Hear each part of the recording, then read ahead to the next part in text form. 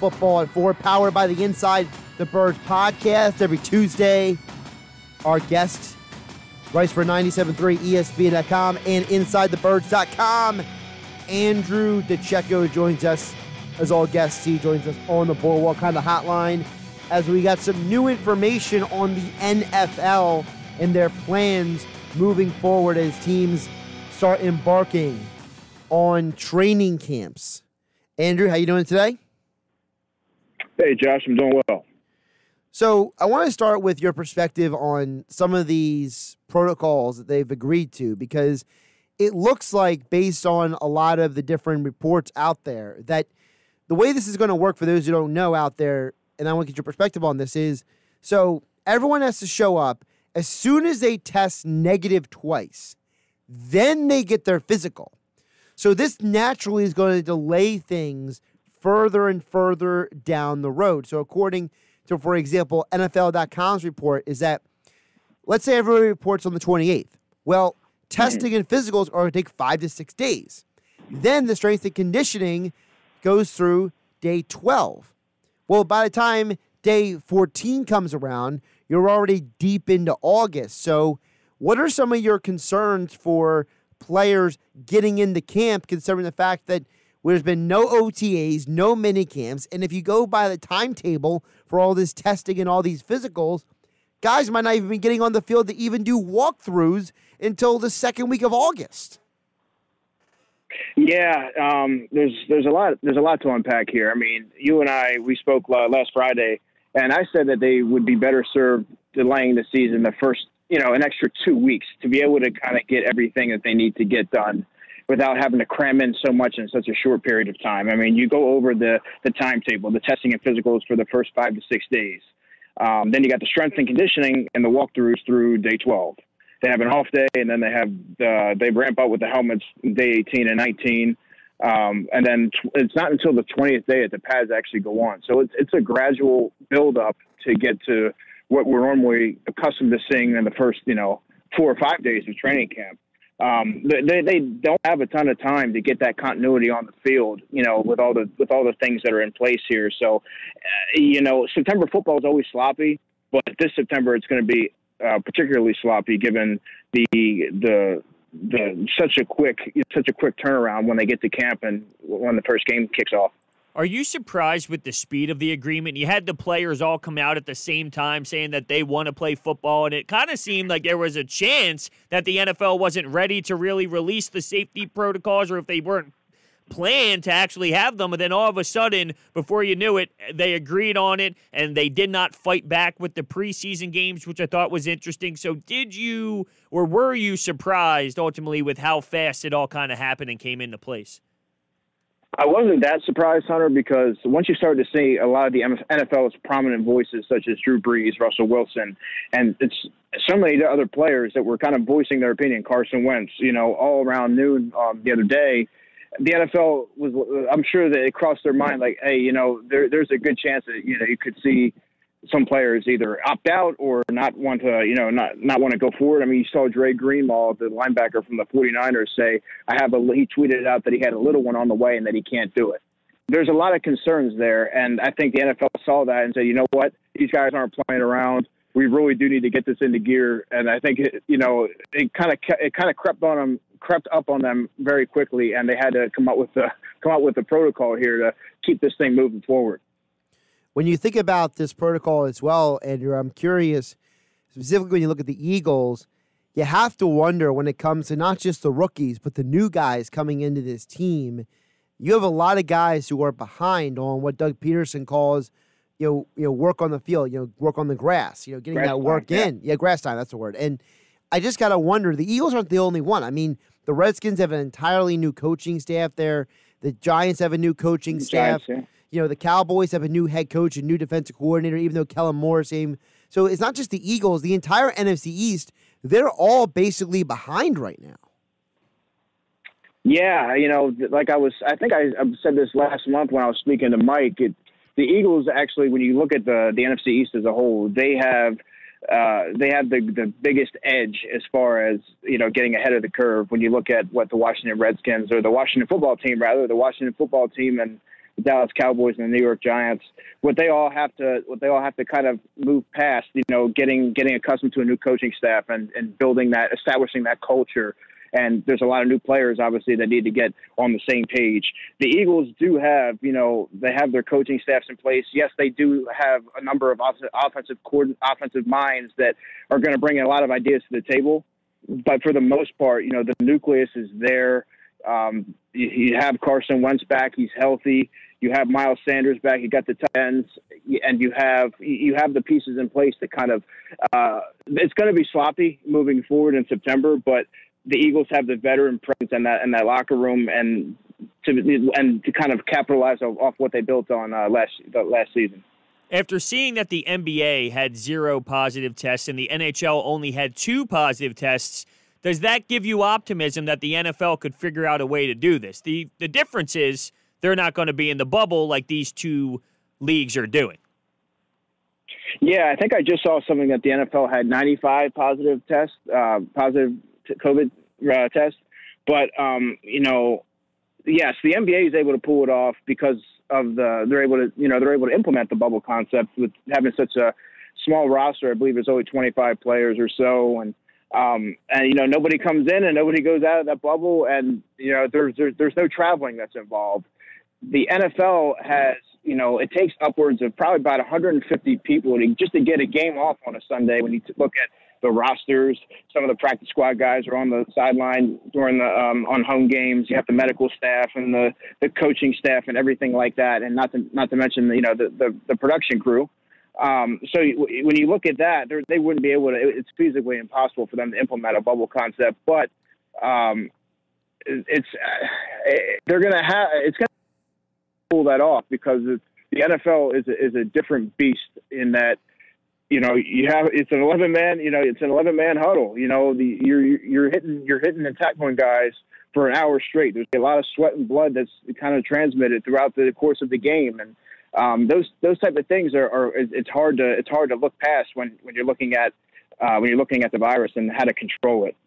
Well, the other thing, Andrew, is that, and this is something I know is not really a popular thing to bring up, but we know that you can be successful and play sports as long as everyone's clear, whether it's Korean baseball, Australian rules rugby, sure. Bundesliga in Europe.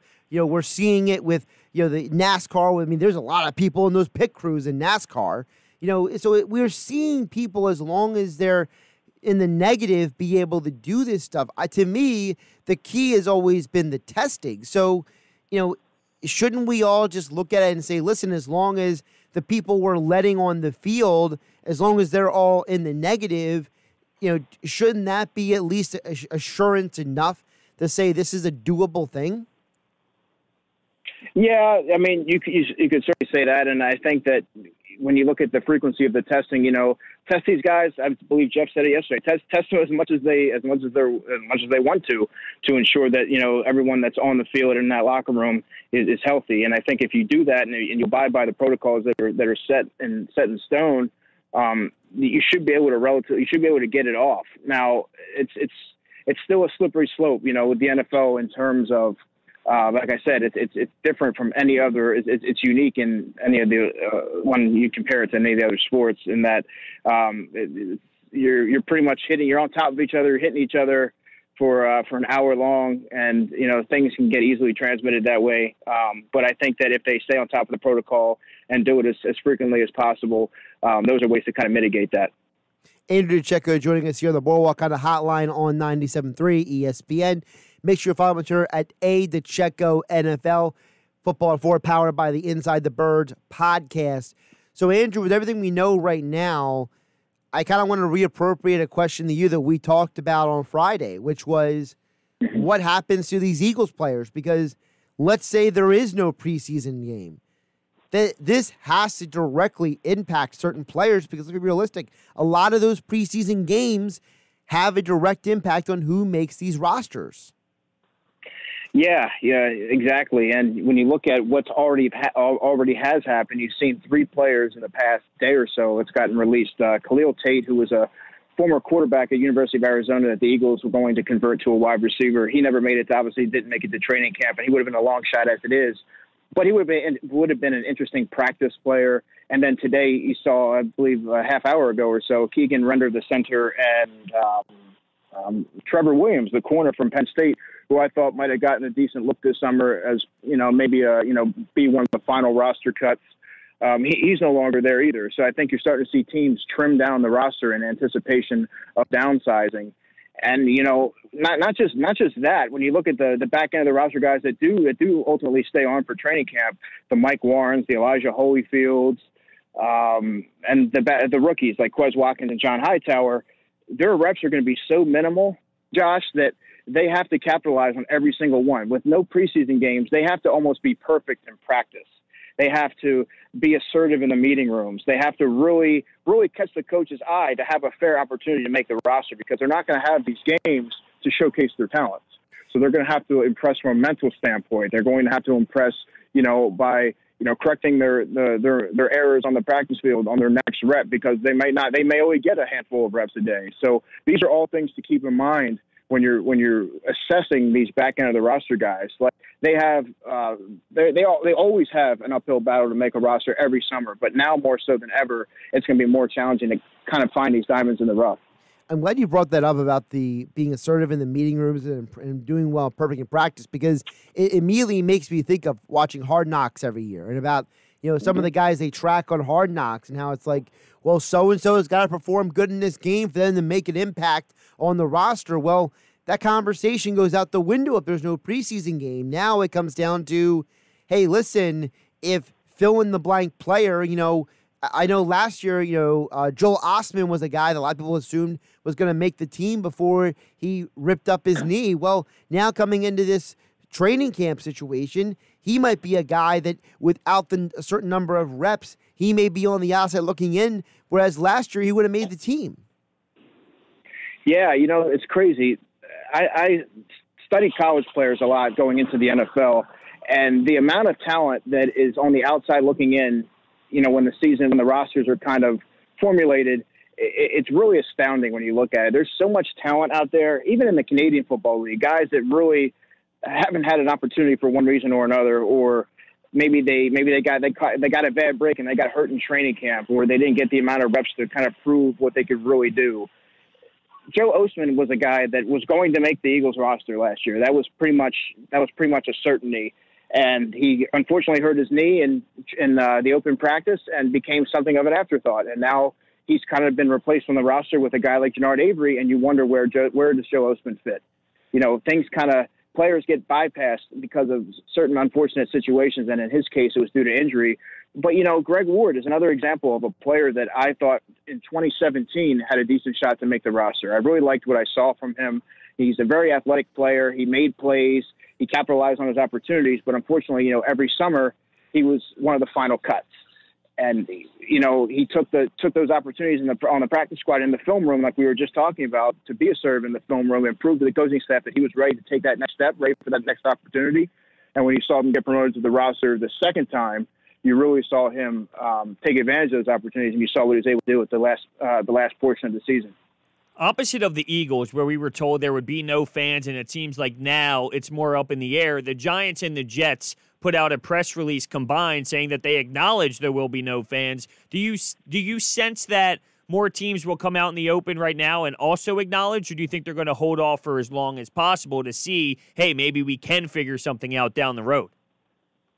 I think it'll be something of a trickle-down effect. I think now that you have two teams that had a statement and they put it out there, I think you'll start to see other teams kind of follow suit and do the same thing. And, it makes it a lot easier once you see some of your peers do something. And I think that I know I can speak for myself, but I'm sure a lot of us already figured that there wouldn't be fans, or if there would be maybe 25% capacity, certainly not even half capacity. So this is something that I kind of figured would happen in order to kind of get the season off. So I think you'll start to see teams gradually start to do that. Andrew Dicecco joining us here on 97.3 ESPN Football at 4, powered by Inside the Birds podcast. Andrew, one of the things I also thought of was this whole situation with Jason Peters. If you don't have an opportunity for Jason Peters to play an actual game, but you don't even get into hitting practice until, basically according to his calendar, halfway through August. Is Jason Peters really going to be ready to play week 1? I mean, you mentioned pushing back the season by 2 weeks. 2 weeks might not even be enough for a guy who has never played a position before, and he has to totally change his footwork and his angles and everything. I'm not saying Jason Peters can't do it, but, I mean, all of this feels like we're going to see potentially a lot of sloppy football to start the NFL season. Yeah, Jason Peters is kind of an interesting player because in past years he's always been that veteran that's been exempt from a lot of the training camp practices. They always said he'd be ready to go when the season was ready to kick off, and he got a lot of those veteran days, as they call it, where he was kind of able to take practice in from the sideline. This year is going to be a little bit different because you really need to hit the ground running. He's running a new position. He has to get his hand placement, footwork down. And, you're moving from the outside to the inside, and it's a whole different beast. You're handling guys that outweigh the guys you were going against by probably 30 pounds. And it's like playing in a phone booth. So it's going to wear on your body, and you have to kind of prepare yourself for that. There's no way to kind of simulate that from a hands-off approach. Being the veteran that he is, I do think that, Jason can do that. But, yeah, I think there's going to be a lot of sloppy football in September, probably the first 4 weeks of the season, I would say, just because there's going to be so much unfamiliarity and so much rust that needs to be knocked off that the quality of play in September is going to be pretty poor. What about the impact on someone like Jalen Reagor? We know that he has already signed his deal. Guys like him and Jalen Hurts, they're coming in and they're basically going to be picking up entirely new roles for the Eagles compared to what they were doing in college. So what is the impact of all of this on guys like them? Well, when I look at someone like in the case of Jalen Reagor, you heard Doug Peterson last month say that his plan for him was to learn the Z position behind Deshaun Jackson initially. Now, I had a chance to speak to his offensive coordinator, Sonny Cumbie, prior to the draft on InsideTheBirds.com, and he definitely made it a point to say, hey, he's a quick study, he's a quick learner, he'll grasp whatever you throw at him fairly quickly. So you take what Sonny Cumbie said, and you kind of get the sense that Jalen will, once he masters the Z position, he'll get to know the other positions as well, and I think he'll kind of emerge from the summer as a starting receiver. Now Jalen Hurts is a little bit different because I never thought that he would be much of a offensive piece, in the early goings. I thought he'd be more of a factor later in the season, for a handful of plays to add a new wrinkle to the offense. I think he's going to be active, I would assume. You invested a second-round pick on the guy, and you're able to activate more players this season. So he'll probably be active. I just don't know how much of an impact he's going to make right away. What about the other two rookie wide receivers, Watkins and Hightowers? Is this going to potentially present less opportunities for them to potentially make the roster? If they don't make the roster, will they actually make it to the practice squad? Because we know at times guys, they go through those waivers, then people snatch them up before they ever get to a practice squad.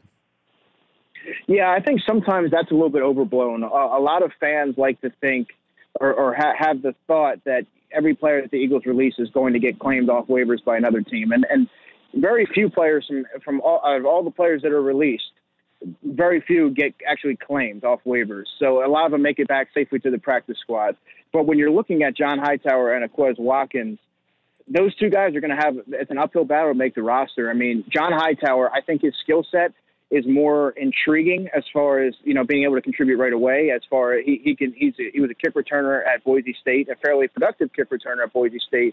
He was also effective on jet sweeps and different things like that. I think he's a little bit more of a polished receiver. They're both raw, but I think when you're looking at who has a little bit more of a refined skill set, I think John Hightower has that. He's a little bit taller. He can play outside. He can play inside.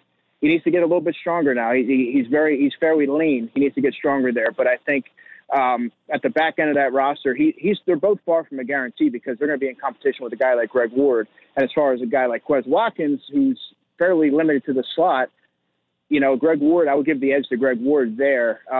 But yeah, I mean, those are two guys that I mentioned earlier. They're going to have to capitalize on the few opportunities that they do get, and particularly in the classroom.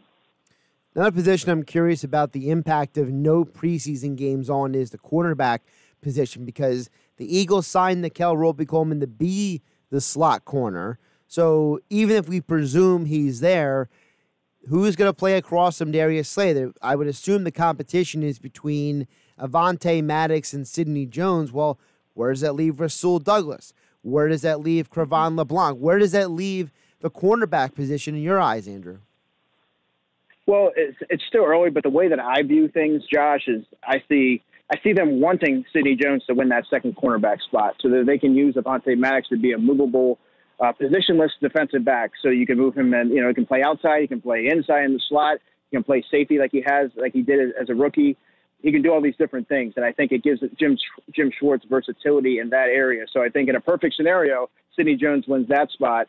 And then you have Cre'Von LeBlanc, who I think will be the backup nickel to Nickel Roby-Coleman.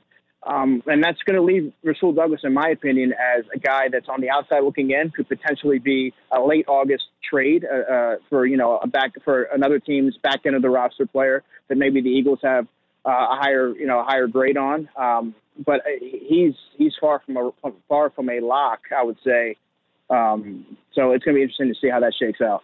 Maybe not here, but bringing up Rasul Douglas, I know that the conversation about him maybe not being fast enough to play cornerback and maybe he would be a better fit at safety has been brought up. So I know the safety position here probably is not the spot for him, but just in general around the league, do you think that he could work out in that position somewhere else, maybe over the outside corner spot?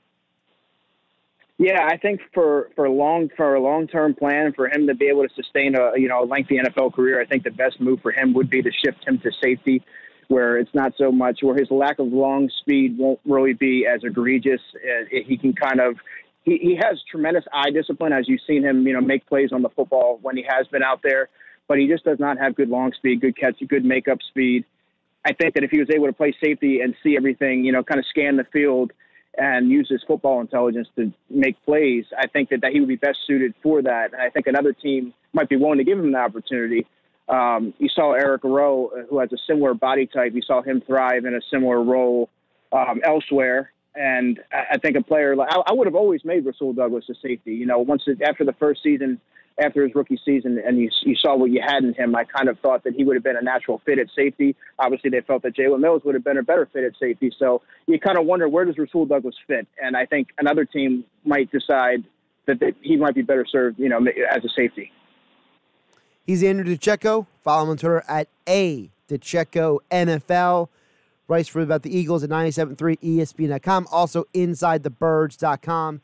Every Tuesday and Friday, football for, although he won't be with us this Friday because we have the Sixers game here on 97.3 ESPN. But the Sixers aren't usually on. He will join us on Fridays as well. And as all guests, he appeared here on the Boardwalk Honda Hotline. Andrew, appreciate the time today. Thanks, guys. Football at 4, powered by the Inside the Birds podcast, every day on the Sports Bash at 4 p.m. here on 97.3 ESPN.